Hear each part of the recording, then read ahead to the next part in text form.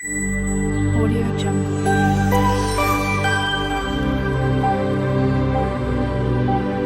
Audio Jungle.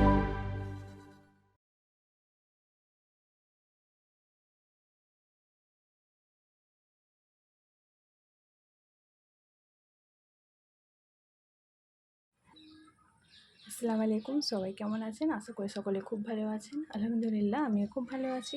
আজকে আবার নিয়ে চলেছি আরেকটা নতুন শরবতের রেসিপি নিয়ে, বেলের শরবত। তো চলুন বেলের শরবত বানাতে এখানে কী কী লাগে আগে দেখে নিই।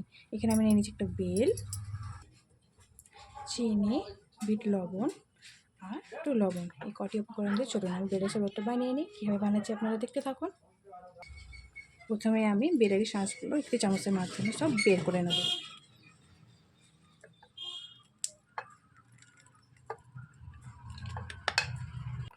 দেখুন এখানে কিন্তু আমি বেলের সব শাঁসগুলো বাইর করে নিয়েছি।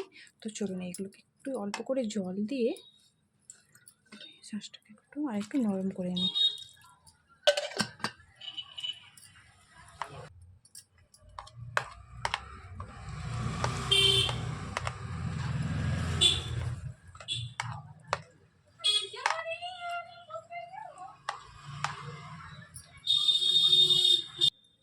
তো চলুন এইটাকে এবার আমি একটা চাটনির মাধ্যমে এটাকে ছেঁকে নিতে হবে, যেহেতু এর মধ্যে যে সমুদ্র দানাগুলো রয়েছে এগুলোকে আলাদা করে নেব।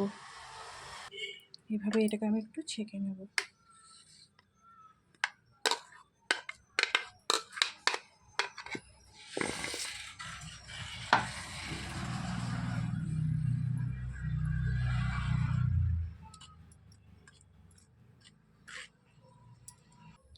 দেখুন এখানে কিন্তু বেলের জুসগুলো আমি বের করে নিয়েছি।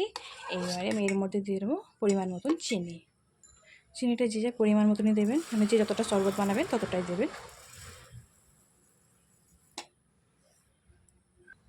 এবার দিয়ে নিচ্ছি পরিমাণ মতন বিট লবণ। এবার এটাকে আমি ভালো করে এর মধ্যে মিক্সড করে নিচ্ছি। চিনিটাকে একটু ভালো করে আমি ফেটে নিচ্ছি এর মধ্যে। এইবার এর মধ্যে দিয়ে দিচ্ছি একটু ঠান্ডা জল। ঠান্ডা জলটাও যে যার পরিমাণ মতন দেবেন, যে যত গ্লাস শরবত বানাতে চান সেভাবে দেবেন। আর একবার আমি ভালো করে মিক্সড করে নিচ্ছি।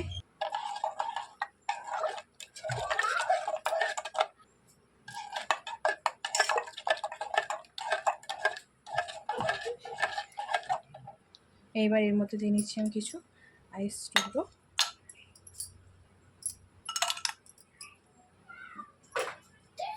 এবার এর মধ্যে দিয়ে নেব বেলের শরবত।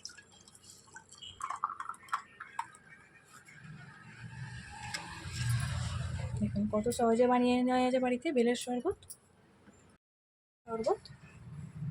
আপনাদেরকে আমার এই বেলের শরবতের রেসিপিটা কেমন লাগলো প্লিজ কমেন্ট করে জানাতে ভুলবেন না।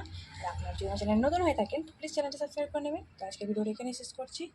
দেখা হবে আবার কোনো নতুন ভিডিও। তখন সবাই সুস্থ থাকবেন, ভালো থাকবেন। বাই।